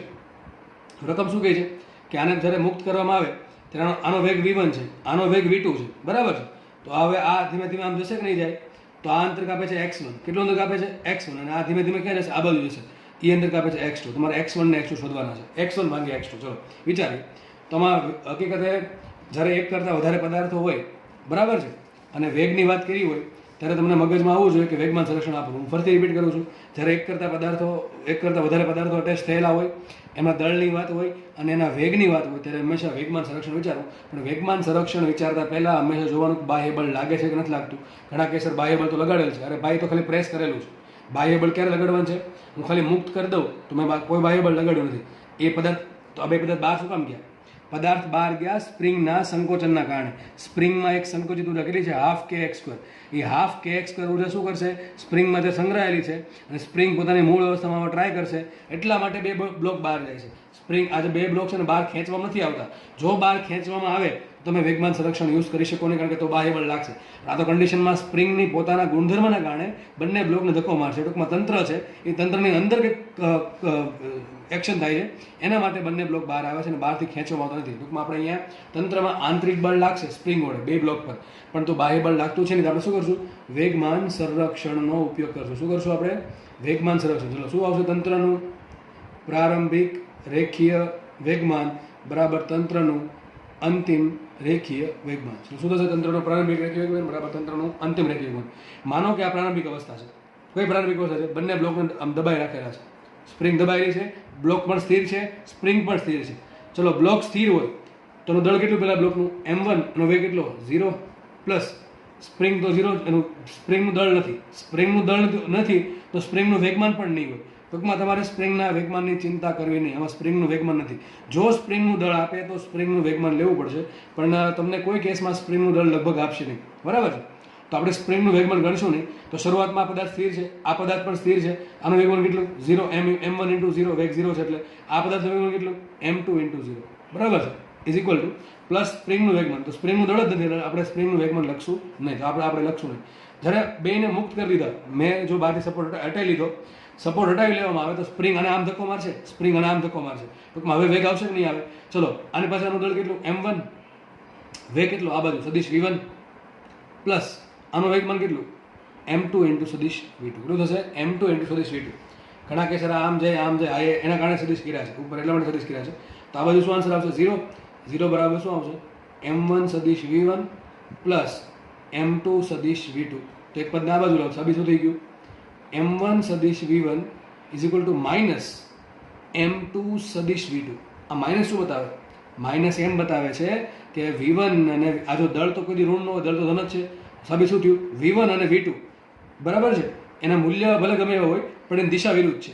માઇનસ શું બતાવે, દિશા વિરુદ્ધ છે, દેખાય પણ છે. જો આ બ્લોક આમ જશે, આ બ્લોક આમ જશે. જો દિશા તમારી એક જ આવી હોત, અહીં પ્લસ આવ્યો મતલબ શું થાય કે v1 પણ આમ છે, v2 પણ આમ છે, અથવા v1 આમ છે તો v2 પણ આમ છે. એ પોસિબલ નથી. પ્રેક્ટિકલમાં શું થાય, જ્યારે સ્પ્રિંગ તમે દબાવેલી હોય ને મુક્ત કરો એટલે સ્પ્રિંગનો એક છેડો આ બાજુ જાય ને એક છેડો આ બાજુ જાય. એટલે સાબિત થયું આપણે કે v1 અને v2 છે એના મૂલ્ય ગમે એટલા હોય, પરંતુ દિશા છે એ બેની કેવી છે, વિરુદ્ધ છે. આપણે દિશાનું કામ નથી, આપણે મૂલ્યનું કામ છે. તેના માટે મૂલ્ય માટે શું લખાય, સાબિત થયું m1 v1 બરાબર m2 v2. શું સાબિત થઈ ગયું, m1 v1 બરાબર m2 v2. ધારો કે મતલબ શું થયું, પહેલા બ્લોકનું વેગમાન અને બીજા બ્લોકનું વેગમાન સરખું હોય. શું સાબિત થયું, પહેલા બ્લોકનું વેગમાન જેટલું હશે એટલું જ તે બીજા બ્લોકનું વેગમાન હશે, અને બંનેના વેગ કેવા છે, વિરુદ્ધ દિશામાં છે, બરાબર. ધારો કે કોમન વેગમાન p કહીએ તો પણ ચાલે. હવે ક્વેશ્ચન શું છે, ક્વેશ્ચન એમ છે કે હવે જેમ સ્પ્રિંગ ખુલતી જશે, બરાબર છે, એમ પદાર્થ ધીમે ધીમે આગળ જતો જશે. પણ એવું નથી કે ગતિ ચાલુ જ રાખશે, કારણ કે સ્પ્રિંગ એક અમુક લિમિટ સુધી વધી શકે. સ્પ્રિંગ શું ટ્રાય કરે, પોતાની મૂળ અવસ્થામાં ટ્રાય કરશે. એક્ઝેક્ટલી ડાયરેક્ટ મૂળ અવસ્થામાં નહીં જાય, એ પોતે પહેલાં પદાર્થને પહેલાં ધક્કો મારશે, પછી પાછો ખેંચશે, ધક્કો મારશે, ખેંચશે, ધક્કો શું થશે, દોલન થશે. અને દોલન થયા પછી છેલ્લે અમુક સમય પછી સ્પ્રિંગ સ્થિર થઈ જશે, મૂળ અવસ્થામાં આવશે. એટલે ધારો કે ત્યારે પદાર્થ જે m1 છે એ અંતર x1 કાપે છે, બીજો જે પદાર્થ છે x2 અંતર કાપે છે. તો ટૂંકમાં આપણે x1 ને x2 શોધવાના છે. હવે શું કરી શકાય વિચારો. સપાટી કેવી છે, લીસી સપાટી છે. સપાટી લીસી હોય તો બહારથી કોઈ એના પર બળ લાગે કે ન લાગે, કોઈ બળ નહીં લાગે. તો બાહ્ય બળ તો લાગતું નથી. જો પદાર્થ પર બાહ્ય બળ લાગતું ન હોય તો બાહ્ય બળ 0, તો બાહ્ય પ્રવેગ એ 0. સમજ પડે નથી પડતી? પદાર્થ પર બાહ્ય બળ લાગતું નથી તો એનો પ્રવેગ શું થશે? 0 થશે. તો પ્રવેગ 0 તો સૂત્ર શું મૂકીએ? વેગ બરાબર અંતર છેદમાં સમય. શું મૂકીએ? અંતરના છેદમાં સમય. હવે પેલા પદાર્થ કેટલું અંતર કાપે છે? x1. કેટલા સમયમાં? t સમયમાં. આને પણ t સમય મળે, આને પણ t સમય મળે છે, બરાબર છે? તો બંને પદાર્થને સમય t મળે તો લખાઈશું આના પરથી. લખાશે છે આ રીતે. માટે m1v1 બરાબર m2v2, બરાબર છે? આગળ વધીએ તો m1 ઇન્ટુ v1 શું આવશે? અંતર x1 છેદમાં સમય પહેલાં t મળે. આને ધારો કે અંતર કેટલું આપ્યું? x1 કેટલા સમયમાં? t સમયમાં. એ જ રીતે આને કેટલું અંતર આપ્યું? x2 કેટલા સમયમાં? t સમયમાં. તો m1 x1 by t is equal to m2 x2 by t. આવું એટલા માટે થયું વચ્ચે સ્પ્રિંગ જોડેલી છે. જે પણ ગતિ કરશે એ કોના કારણે કરશે? સ્પ્રિંગના કારણે. સ્પ્રિંગના બંને છેડા છે એ દળ જોડે અટેચ કરેલા છે, એટલે કે દળની જે ગતિ થાય છે એ સ્પ્રિંગને આધારિત થશે, એટલે બંનેને સરખો સમય મળશે ગતિ કરવા માટે. તો m1 x1 by t is equal to m2 x2 by t સાબિત થઈ ગયું. m1 x1 is equal to m2 x2. શોધવાનું છે x1 ભાગ્યા x2. માટે લખાય x1 ના છેદમાં x2 બરાબર m2 ના છેદમાં m1. મતલબ શું થયું? કે x is proportional two 1/m. શું સાબિત થયું? x is proportional two 1/m. અહીંયા x1 છે તો નીચે m1 છે. સાબિત શું થાય? x proportional two 1/m. મતલબ શું? જેનું દળ વધારે છે એ ઓછું અંતર કાપશે. એ સીધી વાત છે ને. અહીંયા તમે 1 કિલો જોડો, અહીંયા તમે 10 કિલો જોડો, તો 1 કિલો થોડુંક આગળ ગતિ કરશે, x1 અંતર કાપશે, 10 કિલોથી ઓછું અંતર કાપે. એ સાબિત થાય છે અહીંયા કે x1 ભાગ્યા x2 બરાબર m2 બાય m1. તો x પ્રપોર્શનલ ટુ 1/m. દાખલો એકદમ ઈઝી દાખલો હતો આમ તો, ખાલી ખબર પડવી જોઈએ. અને આ ટાઈપનો દાખલો તમે પ્રેક્ટિસ કરશો તો જ આવડશે, બાકી નહીં આવડે, બરાબર છે? શું કરવાનું? ખાલી સિમ્પલ વેગમાન સંરક્ષણ. વેગમાન સંરક્ષણ પરથી સાબિત થયું m1 v1 બરાબર m2 v2. વેગ બરાબર અંતર ભાગ્યા સમય. અહીંયા પણ વેગ બરાબર અંતર ભાગ્યા સમય. v1 બરાબર આવશે x1 છેદમાં t, v2 બરાબર આવશે x2 છેદમાં t. x1 છેદમાં t, x2 છેદમાં t એટલે સાબિત થઈ ગયું m1 x1 બરાબર m2 x2, એટલે કે x1 ભાગ્યા x2 બરાબર m2 ભાગ્યા m1. એવું સાબિત થાય છે, બરાબર છે? આગળ વધીએ. નેક્સ્ટ દાખલો જોઈએ આપણે. જુઓ શું કહે છે. તમને રકમ વાંચા પહેલાં તમને રકમ સમજાવી દઉં, તમને રકમ વાંચતી હોય તો સમજ પડે. મેં એક વર્તુળાકાર તારનું એક ગૂંચળું બનાવ્યું. એમાં 2 મણકા છે. મણકા બધા જોયા હશે કે જે મૂવમેન્ટ કરી શકે. તો એક મણકો છે A, એક મણકો છે B, બરાબર છે? બંને મણકામાં ફિટ કરેલા છે. હવે જે પહેલા મણકો છે એ ઉપર છે અને બીજો મણકો છે નીચે છે, બરાબર છે? હું શું કરીશ? આને મુક્ત કરીશ. આ મુક્ત કરીશ એટલે નીચે આવશે, ધીમે ધીમે નીચે આવશે. નીચે આવે એટલે શું થાય? વેગ વધે ઘટે? વધે. કેમ કે ભાઈ શરૂઆતમાં કઈ ઉર્જા છે? સ્થિતિ ઉર્જા છે. ઉપર છે એટલે સ્થિતિ ઉર્જા હશે, બરાબર છે? જેમ જેમ જેમ નીચે આવશે વેગ વધતો જશે. જ્યારે અહીંયા આવશે બીની મણકાની પહેલાં, ત્યારે ભાઈ મહત્તમ ગતિ ઉર્જા છે, સ્થિતિ ઉર્જા 0 થઈ જશે. પછી શું થશે? પહેલો મણકો છે બી મણકા જોડે અથડાશે, એટલે બી મણકો થોડોક ઉપર જશે. આ રીતની કંઈક રકમ છે. ચલો વાંચીએ આપણે. શું છે જુઓ. m1 અને m2 દળના મણકા. આનું દળ છે m1. 2 મણકા દળ સરખા નથી. એક દળ છે m1, બીજું દળ છે m2. તો m1 અને m2 દળના મણકાઓ a અને b માં એને પોતાની સ્થિર અવસ્થામાંથી, એ કેવો છે? સ્થિર છે. શરૂઆતમાં એ છે પોતે સ્થિર છે. જો દાખલો એકદમ પ્રેક્ટિકલ છે એટલે પણ સમજવાની પણ મજા આવશે. તો એ પોતાની સ્થિર અવસ્થામાંથી સહેજ વર્તુળાકાર, સહેજ ધક્કો મારતા તે વર્તુળાકાર લીસા માર્ગ પર, આ જરૂરી શબ્દ છે, વર્તુળાકાર લીસા માર્ગ પર. ટૂંકમાં આજે સપાટી જે છે કેવી છે? લીસી છે. આજે તાર જે છે એ લીસો તાર છે. તો વર્તુળાકાર લીસા r ત્રિજ્યાના તાર પર ધક્કો મારતા તે બી સાથે અથડાઈને સ્થિર થાય છે. શું કહે છે? એ મણકો છે અહીંયા છે, બરાબર? એ મણકો છે એ ઉપર છે, એને આપણે સહેજ ધક્કો માર્યો. આ મણકો સ્થિર છે. ધક્કો માર્યો એટલે ધીમે ધીમે નીચે આવશે. અને સહેજ ધક્કો માર્યો છે એટલે બાહ્ય બળ જે લગાડ્યું છે, બાહ્ય બળ જે લગાડ્યું છે બહુ સૂક્ષ્મ છે, બરાબર છે? બાહ્ય બળ લગાડ્યું બહુ સૂક્ષ્મ છે. હવે ધીમે ધીમે ધક્કો મારશું એટલે ધીમે ધીમે નીચે આવશે. એનો વેગ ધીમે ધીમે વધતો જશે. અને જ્યારે અહીંયા આવશે બીની સાથે અથડાય એ પહેલાં શું થશે? મહત્તમ ગતિ ઉર્જા આની પાસે આવી જશે. કારણ કે આની પાસે ધીમે ધીમે ઊંચાઈ ઘટે છે, ધીમે ધીમે વેગ વધશે. અને જે તાર છે, તાર એમાં ગતિ દરમિયાન કોઈ પણ પ્રકારનું ઘર્ષણ બળ લાગતું ન હોવાથી કોઈ પણ પ્રકારની ઉષ્મા અને ઉર્જા ગુમાવશે નહીં. હવે એવું કીધું છે કે તે બી સાથે અથડાય છે. એ મણકો અહીંયા ધરક આવી ગયો, પછી કોણ જોડે અથડાશે? બી જોડે અથડાય અને અથડાઈને ડાયરેક્ટ સ્થિર થઈ જાય. શું લખ્યું છો? તે બી સાથે અથડાઈને સ્થિર થઈ જાય છે. તો પોતાની ઉર્જા કોને આપી દેશે? બીને આપી દેશે. બી શું કરશે? ધીમે ધીમે ઉપર ચડશે. બી હવે આગળ લખે છે બી વર્તુળાકાર પરિઘ પર ઓની ઊંચાઈ સુધી પહોંચે તો m1 ના છેદમાં m2 શોધો. બી કેટલું પહોંચે છે? તો લખ્યું છે કે બી ધક્કો લાગવાથી, એ વડે ધક્કો લાગવાથી એને વેગમાન મળશે અને વેગમાનના કારણે ધીમે ધીમે ધીમે ઉપર જાય છે. પરંતુ બી વધુમાં વધુ ક્યાં પહોંચી શકે? ઓની ઊંચાઈ સુધી, ટૂંકમાં અહીંયા સુધી. બી છે એ અહીંયા સુધી જ પહોંચી શકે છે, બરાબર છે? તો દાખલા શોધો શું છે? m1 ના છેદમાં m2, બરાબર? દાખલો એકદમ સારો છે. દાખલો ફટાફટ આપણે દાખલો ગણીએ. જુઓ આવું કંઈક કીધું છે. સપોઝ કે આ વર્તુળાકાર માર્ગ છે. એ મણકો પહેલાં અહીંયા હતો, આ એ મણકો છે, બરાબર. એટલે આપણે એ મણકાની વાત કરી દઈએ. એ મણકો પહેલાં અહીંયા હતો, દળ છે M1, બરાબર છે. ધીમે ધીમે મણકો આપણે પહેલાં અહીંયા લાવી દઈએ. એ મણકો છે પહેલાં અહીંયા લાવી દઈએ. તો એ મણકો છે, હજી સંઘાત થયો નથી. ચલો આપણે કામ કરીએ. એ આ ત્રિજ્યા કેટલી આપી વર્તુળાકાર તેને? ત્રિજ્યા R છે, ત્રિજ્યા R છે. મને કે મારી સપાટી અહીંયા છે, સપાટી અહીંયા ધારો છું સ્થિતિ ઉર્જા ગણવા માટે. તો સપાટી સ્થિતિ ઉર્જા ગણવા માટે અહીંયા છે. ટૂંકમાં એવું ધારીશ કે સ્થિતિ ઉર્જા અહીંયા 0 છે. તો આ બિંદુની સાપેક્ષે આ બિંદુની ઊંચાઈ કેટલી? આ બિંદુની સાપેક્ષે ઉપરના બિંદુની ઊંચાઈ કેટલી? R ને R 2R, એટલે કુલ કેટલો થાય વ્યાસ? 2R. તો શરૂઆતમાં એની ઉર્જા, પેજ હટાવી દઉં છું કે કામ નથી આવે. શરૂઆતમાં એ મણકાની ઉર્જા, કઈ ઉર્જા છે એની પાસે? મણકાની ઉર્જા કઈ છે? સ્થિતિ ઉર્જા છે. કેમ સ્થિતિ ઉર્જા છે? અરે ભાઈ થોડોક ઊંચાઈએ છે અને પોતે કેવો છે? સ્થિર છે. ત્યારે ગતિ ઉર્જા કેટલી છે શરૂઆતમાં? ગતિ ઉર્જા 0 હશે. સ્થિતિ ઉર્જા કેટલી હશે? U બરાબર કેટલી આવશે? mgh. કેટલી આવશે? mgh. એટલે કેટલી આવશે? U બરાબર m1g ઇન્ટુ h છે 2r. કેટલી આવશે એની પાસે? U બરાબર 2m1g ઇન્ટુ r. આટલી સ્થિતિ ઉર્જા પહેલાં હતી એની પાસે ઓલરેડી છે જ. જેમ જેમ નીચે આવશે એમ એની ઊંચાઈ ઘટતી જાય છે. જ્યારે અહીંયા આવશે ત્યારે એની ઊંચાઈ થઈ જાય છે r, એટલે સ્થિતિ ઉર્જા થઈ ગઈ અડધી. તો ગતિ ઉર્જા સામે વધી ગઈ છે. અને જ્યારે નીચે આવશે, જ્યારે અહીંયા પહોંચી ગયો, અથડાયા પહેલાં નીચે પહોંચશે ત્યારે એની પાસે ઊંચાઈ કેટલી? 0. તો જ્યારે આ બિંદુ માટે અહીંયા આ બિંદુ માટે લખું છું, આ બિંદુ માટે અહીં લખું છું એ મણકાની ઊંચાઈ, સોરી એ મણકાની ઉર્જા. ચલો એ મણકા પર કઈ ઉર્જા છે તો જોઈએ આપણે. સ્થિતિ ઉર્જા કેટલી? 0. આ બિંદુએ સ્થિતિ ઉર્જા કેટલી? 0. ગતિ ઉર્જા કેટલી? Half mv². ધારો કે આ બિંદુનો વેગ છે v. કેટલો છે? વેગ v છે. આ નીચે દોરી દઉં છું. આ શરૂઆતમાં સ્થાન હતું, અંતમાં સ્થાન છે. જેમ જેમ નીચે આવશે એમ એનો વેગ વધતો જશે. ધારો કે આ બિંદુનો વેગ છે v. કેટલો વેગ છે એનો? v છે. હજી આપણે અથડાયો નથી. આ એ મણકાની વાત થાય છે. તો એ મણકા પછી કેટલી ગતિ ઉર્જા છે? Half mv². તો કુલ કેટલી ઉર્જા આવશે? u તો 0 છે, k કેટલા છે? Half mv². તો કુલ કેટલી ઉર્જા આવશે? Half mv². આ અંતમાં ગતિ ઉર્જા થઈ ગઈ. શરૂઆતમાં અહીં જુઓ, અહીં ગતિ ઉર્જા કેટલી? 0. સ્થિતિ ઉર્જા કેટલી? 2m1gr. અહીં m1 આવશે, સોરી m1 આવશે, દળ m1 છે એટલે. તો શરૂઆતમાં ગતિ ઉર્જા 0, સ્થિતિ ઉર્જા કેટલી? 2m1gr. તો કુલ ઉર્જા કેટલી? 2m1gr જેટલી. અને આપણને ખબર છે આ તાર કેવો છે? એકદમ લીસો તાર છે.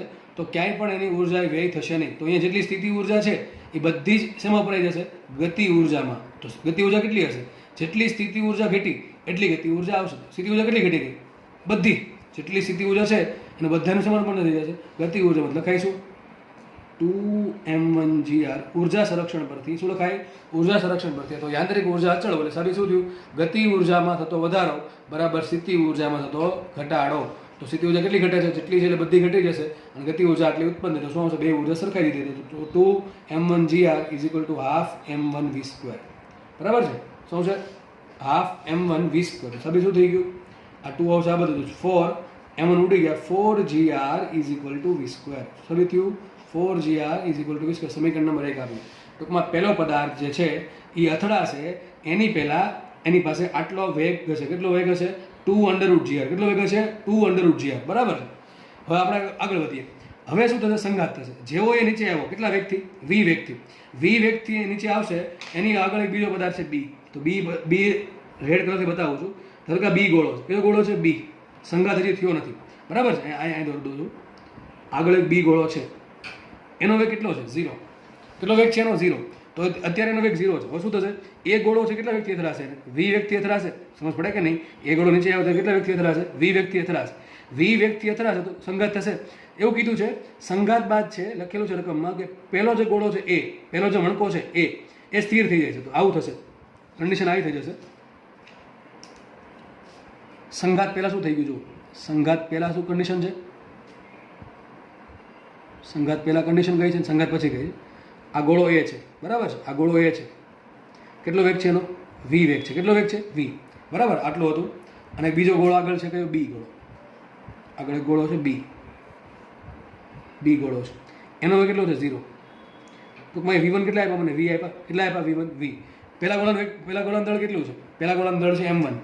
આનું દળ છે m1, આનું દળ છે m2. બંને વચ્ચે સંઘાત થયું. સંઘાત થયા પછી શું થશે? જે પહેલો મણકો આ એ છે, આ બી છે, આ એ છે, આ બી છે, એ છે એ સ્થિર થઈ ગયો. સંઘાત પછી એ છે મતલબ કેવો થઈ ગયો? સ્થિર થઈ ગયો. ટૂંકમાં આવું એક થશે. ગોળો જે એ છે, દળ એનું m1 છે, બરાબર, એ બધું સ્થિર થઈ ગયું. તો આના માટે v1 કેટલા આવશે? v1 ડેશ હતો 0 અને જે બીજો ગોળો છે એ પોતે ગતિમાં આવી ગયો. આ બીજો ગોળો છે દળ છે m2, એ છે b. ધારો કે એનો વેગ છે v2 ડેશ. ભાઈ જેટલા વેગથી આ અથડાશે આ પોતાનો બધો જ વેગ આને આપી દેવું જરૂર નથી, એના માટે દળ સરખા હોવો જોઈએ. બરાબર, તો આપણે કન્ડિશન આવી થઈ ગઈ. જો તમે શું સમજાવ્યું મેં, કન્ડિશન આવી થઈ ગઈ કે પહેલાં એક ગોળો હતો, વેગ હતો v, બીજો એક ગોળો હતો, વેગ છે 0. આ વેગવાળો ગોળો બીજા ગોળાને અથડાય છે. અથડાયા બાદ જે પહેલો ગોળો જે છે એ સ્થિર થઈ જાય છે, ટૂંકમાં એનો v1 ડેશ કેટલા આવશે 0, અને જે બીજો ગોળો છે એને વેગ મળી જાય છે. ટૂંકમાં ધારો કે એનો વેગ કેટલો છે v2 ડેશ છે. હું હજી કહી દઉં છું v2 ડેશ બરાબર v ની થઈ. આ પહેલો ગોળો છે પોતપોતાનો બધો વેગ છે એ બીને આપી ન દે. આ પહેલાં જેવું થયું કે કીડી છે એ હાથીને અથડાય તો કીડી કંઈ પોતાનો બધો વેગ હાથીને ન આપી દે. બરાબર, એવું પણ બને કે હાથીને કંઈ ખબર ના પડે કીડી અથડાણી. એના જેવું જ થશે કે ભાઈ એ ગોળો છે એ પોતાનો બધો જ વેગ બીને નહીં આપી શકે, કારણ કે દળ અલગ અલગ છે. જો દળ સરખા હોત તો 100% આવું થાત. બરાબર છે, ચલો જોઈએ આગળ. આપણે શું કરશું, તો સંઘાત થાય ત્યારે વેગમાન સંરક્ષણ વાપરવું. ઘણા લોકો શું કરે કે ભાઈ આ ગોળો કેટલા વેગથી આવ્યો, v વેગથી આવ્યો, v વેગથી કોને અથડાય, બીને અથડાય છે, તો પોતાનો બધો વેગ કોને આપી દેશે, બીને આપી દે. ટૂંકમાં v વેગથી ગોળો એ આવે છે અને પોતાનો બધો વેગ v છે એ બીને આપી દે. આપણે ઘણા એવું ધારી લઈએ કે b છે એ v વેગથી આગળ વધે છે, એવું ધારશો તો દાખલો ખોટો પડશે. તો શું કરવું પડશે આપણે, જ્યારે પણ સંઘાત થાય ત્યારે વેગમાન સંરક્ષણ વાપરવું. તો આપણે એક કામ કરીએ, વેગમાન સંરક્ષણ પરથી શું લખાય, ચલો વેગમાન સંરક્ષણ પરથી શું લખાશે, વિચારો જલ્દી. ચલો શું લખાય વેગમાન સંરક્ષણ પરથી, તંત્રનું પ્રારંભિક વેગમાન બરાબર તંત્રનું અંતિમ વેગમાન. ચલો આનું પ્રારંભિક વેગમાન શું આવશે, m ઇન્ટુ વેગ કેટલો એનો v પ્લસ આનું વેગમાન કેટલું, સોરી m1 આવશે, m1 into v plus m2 into 0 is equal two આનું વેગમાન કેટલું અંતિમ વેગમાન m1 into v1 dash 0 plus આનું શું આવશે m2 ઇન્ટુ v2 ડેશ. શું સાબિત થયું, m2 ઇન્ટુ v2 ડેશ. અને જ્યારે સંઘાત થશે એ સમયે એક જ દિશામાં, આ દિશામાં સંઘાત થશે. ટૂંકમાં સંઘાત વન ડાયમેન્શન છે. ભલે આ વસ્તુ ગતિ આખા 2Dમાં કરે છે, પણ સંઘાત વખતે વેગમાન, સંઘાત વખતે જે છે એ વેગ બધા એક દિશામાં છે. ટૂંકમાં વન ડાયમેન્શન સંઘાત થયો એટલે ઉપર સદિશ કર્યા નથી. તો સાબિત શું થયું, માટે m1v ઇઝ ઇક્વલ ટુ 0 થઈ ગયું, આ 0 થઈ ગયું, તો સાબિત થયું m2 ઇન્ટુ v2 ડેશ. તો સાબિત શું થયું, v2 dash is equal to m1 છેદમાં m2 ઇન્ટુ v. સાબિત થયું v2 dash is equal to m1 છેદમાં m2 ઇન્ટુ v. તો જુઓ, જેટલું મોટું v2, જેટલો આ મણકો નીચે જશે, જેટલો મોટો હશે એટલો એને ઓછો વેગ મળશે. બરાબર કે નહીં, જેટલો ઉપરનો મણકો જેટલો વજનદાર હશે એટલો બીજાને વેગ આપશે. જો વિચારો અહીંયા m1 બરાબર m2 હોય, બે મણકા સરખા દળના હોત તો તમે ધારી શકો કે એ ગોળો આવ્યો, એ મણકો આવ્યો, બીને અથડાણો, પોતે સ્થિર થઈ ગયો, બીને કેટલો વેગ આપશે, બધે જેટલો વેગ પોતે પાય છે બધો આપી દેશે. પણ અત્યારે એવું થશે નહીં, કારણ કે દળ કેવું છે બેનું અલગ અલગ. આપણે સમીકરણ નંબર 2 થી હવે શું થાય છે, રકમ એવું કહે છે, હવે રકમ એવું કહે છે કે જેવો બી ગોળાને વેગ મળ્યો, આ દોરું સાઈડમાં, તો કન્ડિશન આવી કંઈક થશે.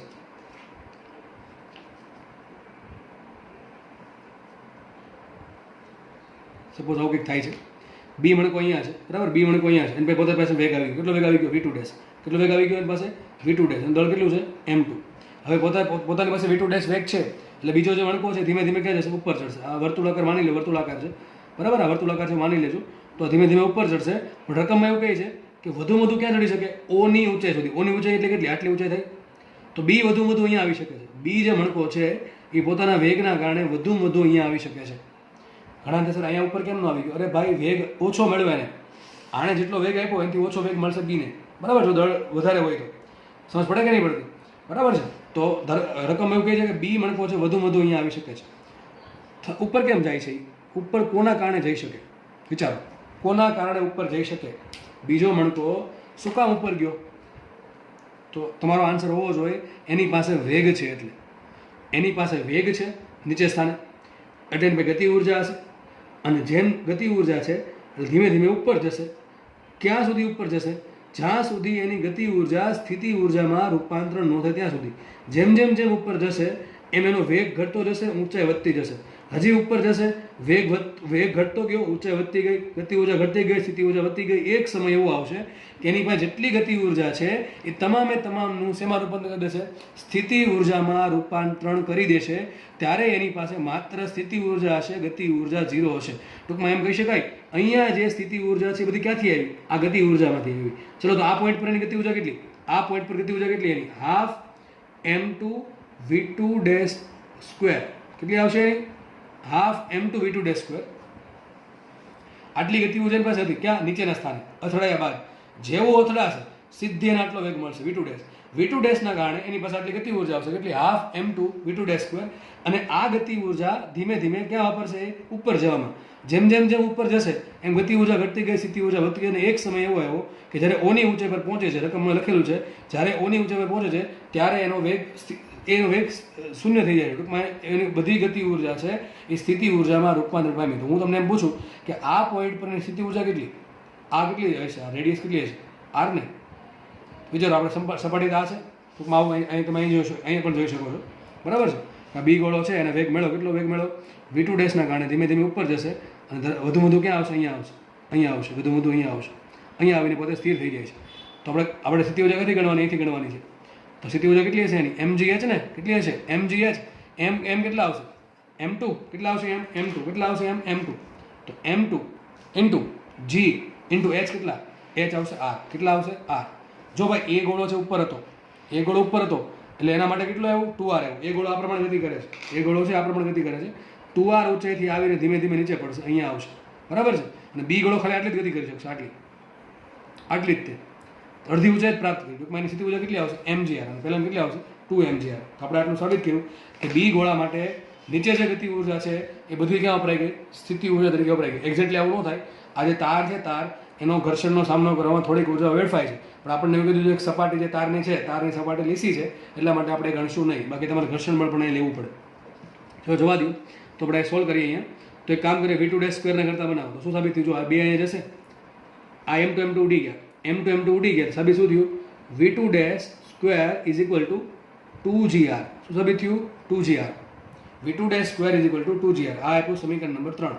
શું વાપર્યું? આ સમીકરણ નંબર 3. મારા ભાઈ 3 સમીકરણ છે. જો પેલું કયું છે? 4gr બરાબર v સ્ક્વેર. 4gr બરાબર v સ્ક્વેર. v શું છે? કેટલા વેગથી ગોળો એ નીચે આવે છે અથવા કેટલા વેગથી ગોળો એ બીને અથડાય છે, એ v સ્ક્વેર છે.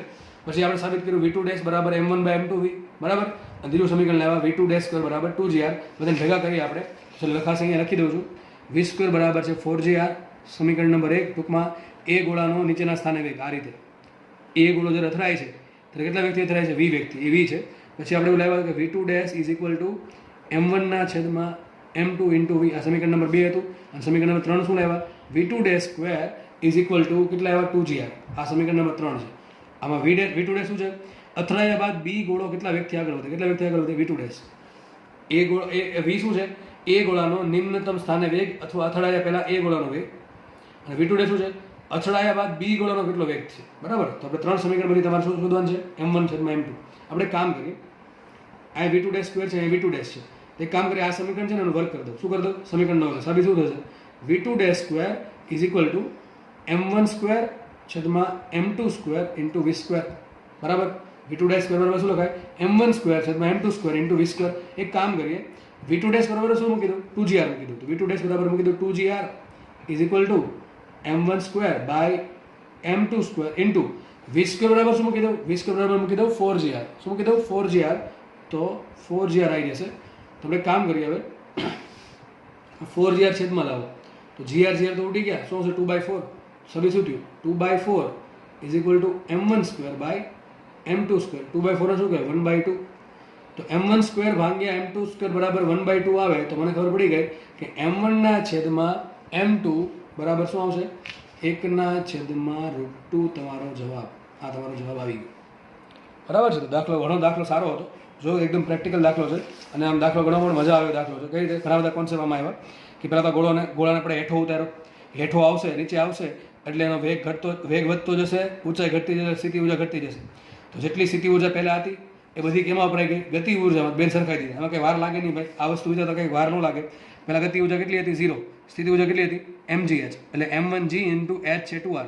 જેમ જેમ નીચે આવશે ગતિ ઉર્જા વધતી ગઈ, સ્થિતિ ઉર્જા ઘટતી ગઈ. જ્યારે નિમ્નતમ સ્થાને આવશે ત્યારે શું થયું? જ્યારે નિમ્નતમ સ્થાને આવશે ત્યારે એની સ્થિતિ ઉર્જા 0 થઈ ગઈ, ગતિ ઉર્જા થઈ ગઈ half m1 v1 half mv square. બેન સરખાઈ દીધા એટલે આપણને શું મળી ગયું? v સ્ક્વેર મળી ગયા. 3 સ્ટેપમાં દાખલો. આપણે પહેલું સ્ટેપ પૂરું કર્યું. પછી શું થાય? વિચારો. પહેલાં આપણે વિચારવાનું છે આમ કે પહેલાં ગોળો ઉપર છે, નીચે આવે છે એટલે સ્થિતિ ઉર્જા ઘટશે, ગતિ ઉર્જા વધશે. આ પહેલો સ્ટેપ પૂરું કર્યું. આપણે આ સંબંધ મેળવો 4gr બરાબર v સ્ક્વેર. આ પહેલો સ્ટેપ પૂરું કર્યું. બીજા સ્ટેપમાં શું થાય? સંઘાત થાય. શું થાય બીજા સ્ટેપમાં? સંઘાત થાય. સંઘાત થાય એટલે શું કરવાનું? સંઘાત થઈને શું કરવાનું? વેગમાન સંરક્ષણ વાપરવાનું. રકમમાં એમ કીધું કે ભાઈ પહેલો ગોળો છે વી વેગથી આવે છે, બીજો ગોળો સ્થિર છે, બંને વચ્ચે અથડામણ થઈ, અથડામણના કારણે આ ગોળો છે પોતે સ્થિર થઈ ગયો, બી ગોળો છે એ V2 ડેશ વેગથી આગળ વધશે. આપણે શું કર્યું અહીંયા? સંઘાત કર્યો. સંઘાતમાં આપણે સમીકરણ નંબર 2 લાવ્યા. પહેલા ગોળો હેઠો ઉતાર્યો, સમીકરણ નંબર 1 લાવ્યા, પછી બંને વચ્ચે સંઘાત થઈ, સમીકરણ નંબર 2 લાવ્યા. અને રકમમાં એમ કહે છે આને વેગ મળવાથી ધીમે ધીમે ઉપર જાય છે. તો આપણે એના પરથી શું કરશું? અહીંયા ગતિ ઉર્જાની પાસે છે કેટલી ગતિ ઉર્જા છે? Half m2 V2 dash square. એ ધીમે ધીમે લઈને ઉપર જશે.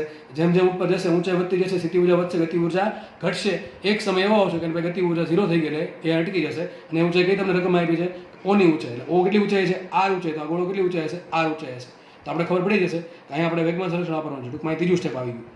પહેલાં અહીંયા વેગમાન સંરક્ષણ એ માટે, પછી સંઘાતમાં વેગ સોરી એ માટે પહેલાં ઉર્જા સંરક્ષણ, એ માટે પહેલાં ઉર્જા સંરક્ષણ, પછી બંને વચ્ચે સંઘાત થાય છે એટલે કે સંઘાત માટે સમીકરણ નંબર 2 માટે વેગમાન સંરક્ષણ, અને ફરતી પાછું ગતિ ઉર્જાનું સ્થિતિ ઉર્જામાં રૂપાંતરણ થાય છે એટલે ફરતી પાછું ગોળા બી માટે ઉર્જા સંરક્ષણ. ટૂંકમાં પહેલા ભાગમાં ઉર્જા સંરક્ષણ, બીજા ભાગમાં વેગમાન સંરક્ષણ, અને ત્રીજા ભાગમાં હજુ વેગમાન સંરક્ષણ પરથી આપણે શું કરશું? ઉર્જા સંરક્ષણ પરથી શું કરશું આપણે? કે અહીંયા જેટલી ગતિ ઉર્જા છે એ બધી ક્યાં વપરાઈ ગઈ? અહીંયા સ્થિતિ ઉર્જામાં. તો અહીં ગતિ ઉર્જા half m2 V2 dash square બરાબર અહીંયા સ્થિતિ ઉર્જા કેટલી હશે? mgh એટલે m2gr. એના પછી સમીકરણ નંબર 3 આવ્યા. ત્રણેય સમીકરણ તમારે સામે લખી દીધા. અહીંયા ત્રણેય સમીકરણ એ લખેલા છે. એનો તમારે યુઝ કરીને તમારે m1 ભાંગે m2 શોધવાનું છે. હવે m1 ભાંગે m2 ક્યારે મળે? V2 ડેશ મળે તો, અને v મળે તો. આપણે v ને તમે છેદમાં જવા દો, અથવા V2 ડેશ છે અહીં V2 ડેશ સ્ક્વેર છે અને v સ્ક્વેર છે. આપણે શું કરીએ? આ સમીકરણનો વર્ગ કરી દઉં, એના પરથી સાદુરૂપ આપતા શું સાબિત થયું? m1 છેદમાં m2 1/√2 સાબિત થાય છે. ટૂંકમાં જો આ પ્રકારની પ્રોસેસ કરવી હોય તો બંને ગોળામાં નો દળ કેટલું હોવું જોઈએ? m1 છેદમાં m2 બરાબર 1/√2 આટલું હોવું જોઈએ. ટૂંકમાં એમ પણ કહી શકો કે m1 જો 1 કિલો હોય તો m2 કેટલા હશે? √2 કિલો, એટલે 1.41 કિલો. m1 બરાબર 1 કિલો હોય તો m2 બરાબર 1.41 કિલો હોય તો આવું થાય.